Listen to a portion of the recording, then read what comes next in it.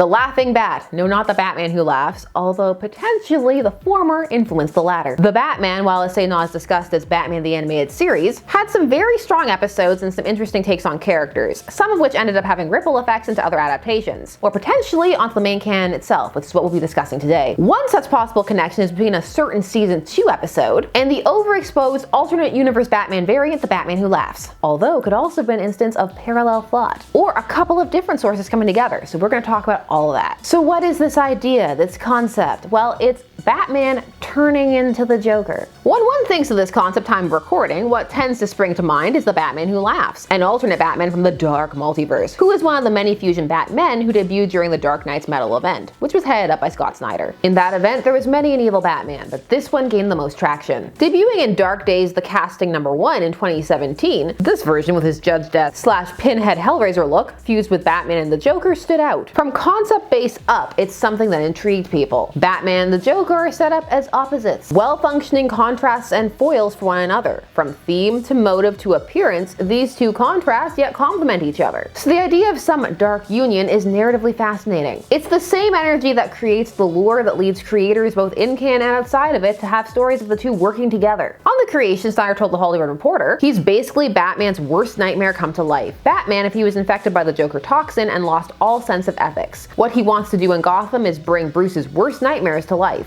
At the time of this interview, it was at the point where the character had proved popular enough to get their own miniseries, and they were really ramping up what they were doing with him. They were kind of building up a universe for a little bit, but it kind of collapsed in itself because the entire DC universe entered a crisis, and they used the Batman Who Laughs to be part of that. All of that aside, it's easy to forget that there was a genuine excitement surrounding this character when he first debuted. There were many fans of this character who wanted to see more, but just maybe not that much. Because in the wake of that initial fan reception, they very much ran the character into the ground through oversaturation and variance and pushing the concept past what it could sustain. The original idea would quickly move off base, for the idea of the character would come to be described thusly by Snyder. More quotes. We wanted to drive home the idea that he isn't the Joker. He's not the Joker wearing a Batman suit. He's the strategic, level-headed, clear-eyed Bruce Wayne, devoid of any kind of moral compass. His only concern is to survive. He's an apex predator. Can't hear Apex anymore without thinking about Apex, Lex. And in that way, he's the most terrifying character. He has all of Batman's experience, training, his mind, but he applies all that to taking down anything that he sees as a threat. As one can glean from that quote, it's a bit of a stretch from where the character started, which was heavily playing with the idea of the two as a fusion, with the Joker's dark sense of humor and methods influencing Batman. There were Joker elements beyond just the appearance. This also plays into the problem that can arise if one leans too far into paranoid plans upon plans, but also god-tier mode Batman. Eventually, the stakes end up getting pretty ludicrous, and the amount that Batman can be prepared for and take on starts to reach mutant precog levels, or this is the DC universe, so meta precog levels, which is something that some fans subscribe to, the idea that he's so prepared, he's meta level prepared. For some fans, that's the Batman they like. For others, it's moved him too far off base. He needs to be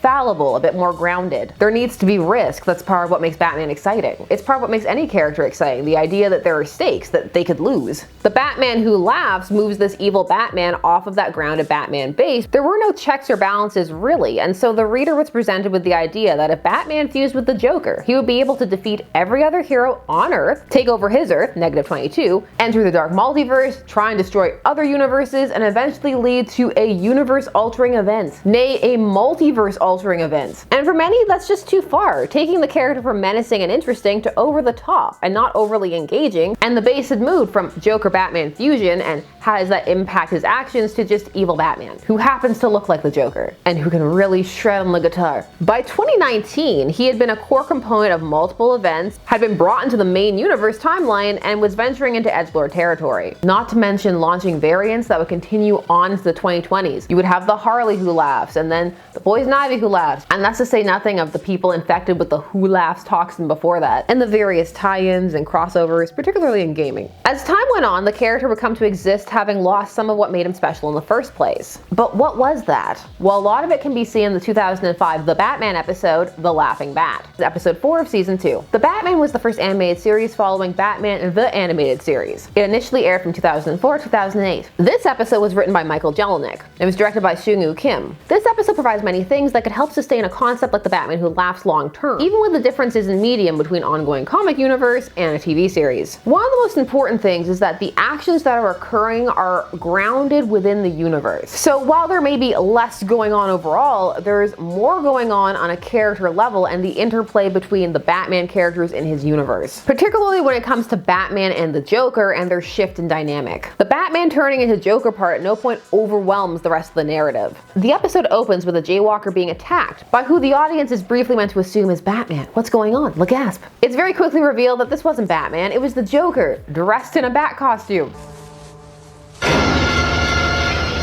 The floppy ears serve not only as a potentially unintentional callback to the first movie/theater Batman serials of the 1940s, but also as a visual support of the narrative concept that this role doesn't fit the Joker at all. It'll be demonstrated repeatedly throughout the episode. Bill for services rendered?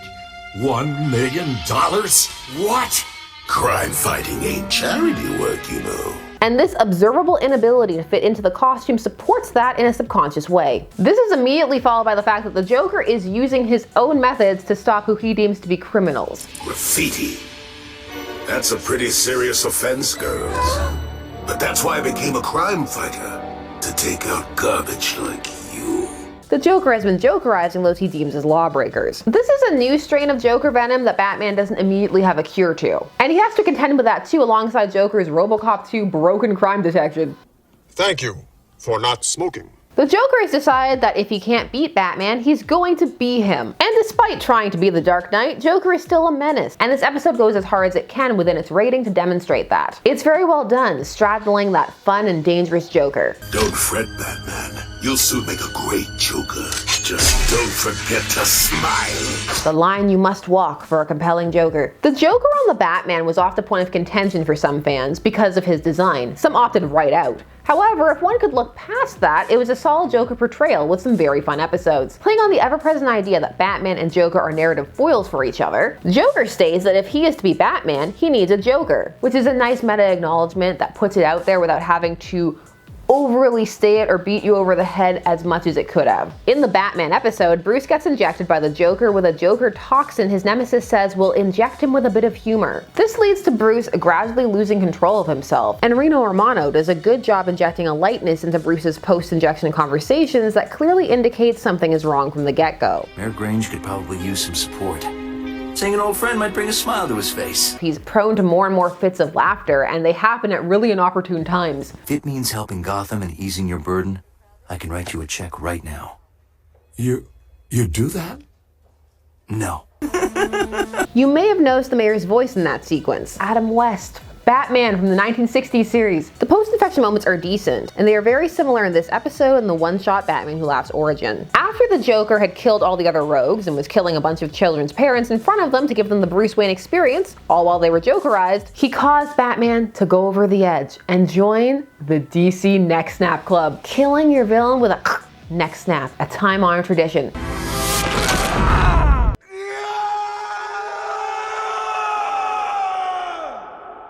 But as he does this, there's a surprise green gas that emanates from the corpse and he inhales it. Days later, when Superman and Bruce are trying to discuss plans for the Jokerized kids, Batman breaks down laughing when he learns that the kids are killers. One ripped out their psychologist's throat. It's a disturbing scene and everybody's disturbed, including Batman. The Riley Rossmo art really works in this series because that distortion, it mirrors the descent of Batman in this story. The laughter scene is a play on the scene in The Batman where Bruce loses control and laughs at seeing the mayor's wife Jokerized as the venom causes him to find more and more inappropriate things amusing. Both scenes are followed by Batman trying to figure out what's wrong with him, but there's a bit of a divergence. In The Batman, we get to see that process. Bruce investigates and learns that this toxin will kill him unless he can find a cure, which he learns that he can do, but he needs a sample of the Joker venom, which means that he's gonna have to go out there, even though he's deteriorating, find the Joker, fight him, and get a sample. So already there are a lot of stakes there. There's a lot riding on this. At the poison's current rate of progress, I have an hour left to live. 59 minutes, 27 seconds. In The Batman Who Laughs, we instead cut to the Bat family. While Batman does learn that the Joker did this to him on purpose, exposing him to a nanotoxin that would make a person evil, he does not seem to fight it. Or if he did, we aren't privy to that. Those aren't scenes that we see. What the reader does get to see in this issue is him killing the Bat family when they come to help him. So within the first issue, you lose a huge chunk of the universe and hence story potential, which they then need to work back in. In The Batman, we get an amusing occurrence of the Penguin having escaped, and the Joker is trying to stop the Penguin, so Batman and the Joker have to kind of work together to stop the Penguin, even though Batman's really working to stop both of them.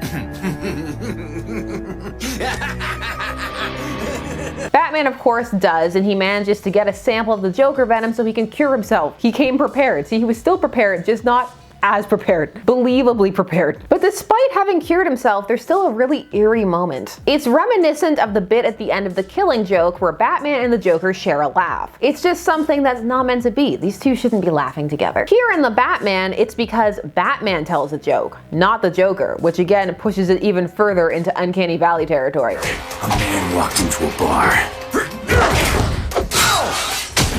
and said, "Ow." It's so unsettling because he's cured at this point, and yet that smirk, that hints at a little bit of inner darkness. It lets the viewer examine that tendril, that thread of what is the darkness that lurks inside of Bruce? What could the toxin have played upon if it wasn't just gonna kill him? That's the Joker I know. It's that very Batman Who Laughs concept being flirted with, but it's restrained. And in doing so, it's depicted in a bit more of an intriguing way. It lets your mind wander. It leaves the door open for it to be explored. But again, just a little bit. Blips, contained. Something that's not going to go on ad nauseum. That could be a bit of a medium thing, although it is possible in comics to let stories end, let them rest, let them lie, and only bring them back when there's really something new to say about them. It's something that should happen more often. There is a definite appeal to the all-in dark comic version, but not sustainability. And here's why. The Laughing Bat remains grounded. It's suspended within the framework of a cohesive universe. Part of the tension comes from seeing Bruce start to lose control, and investment is maintained in seeing him try to retain himself. This is nicely complemented by the Joker, who remains in play in this story. He is also trying to move outside of his role, trying to be Batman. It presents a scenario where you want to see both characters return to their status quo, but you're also getting an interesting view into what it's like when they swap and why it doesn't work. It's not a full swap either, but it plants the idea of what if they were fully swapped? And you get something like Catwoman, Guardian of Gotham. Oh my gosh, is the Batman Who Laughs serious? Catwoman, Guardian of Gotham?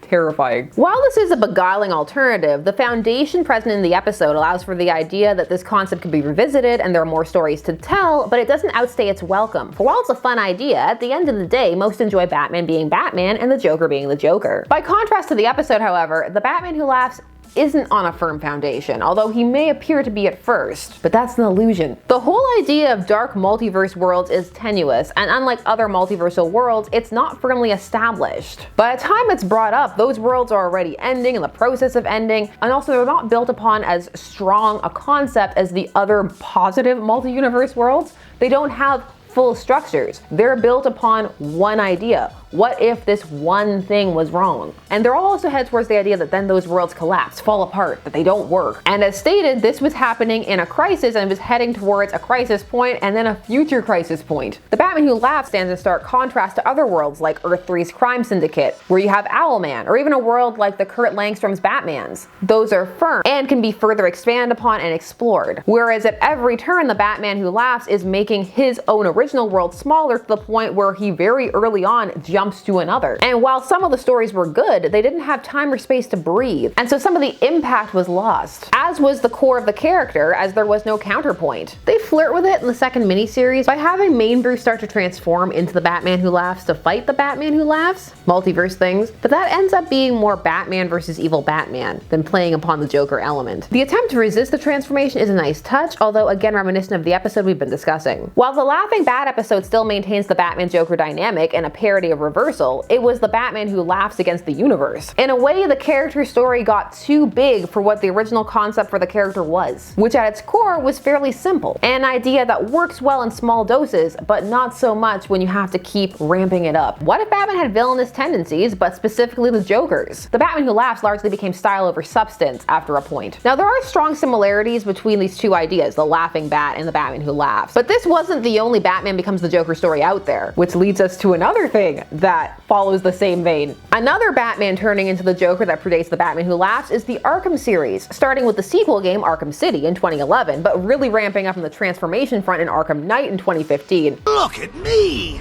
I'm amazing! And this body! I can't believe how strong it is!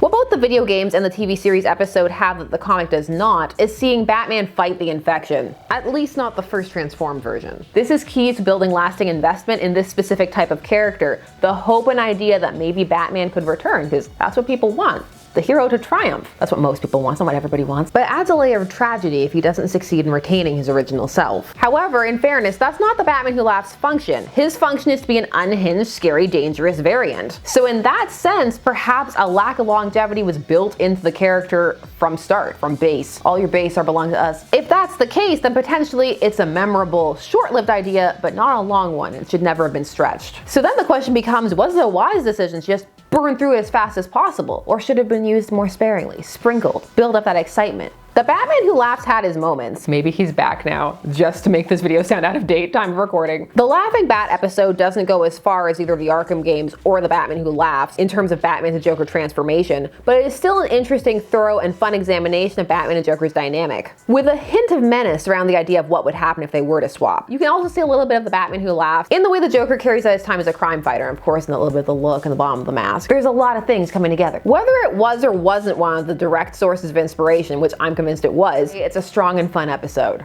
I'm just enjoying talking about this series. It was a good exploration of the interplay between hero and villain. And no chained Robins on leashes. Huzzah! Although that was one of the stronger Batman Who Laughs moments because it tied directly back to that Joker, Robin, Batman connection. What do you think? Clear inspo mixed with the video games as well? Or parallel thought? It's not that hard of an idea to conceive of. Did you enjoy the Batman Who Laughs? No shame either way. I thought it was a lot of fun until they started going into the some people are secretly people who laughs. That was when it jumped the shark for me. But those are just my thoughts and I want to hear yours. Tell me things down below, episodes, ideas you want to look at. I want to hear it all. Thanks so much for taking 20 days spent discussing comics and comic adjacent things with me. I always appreciate it and I will see you again soon. Bye bye.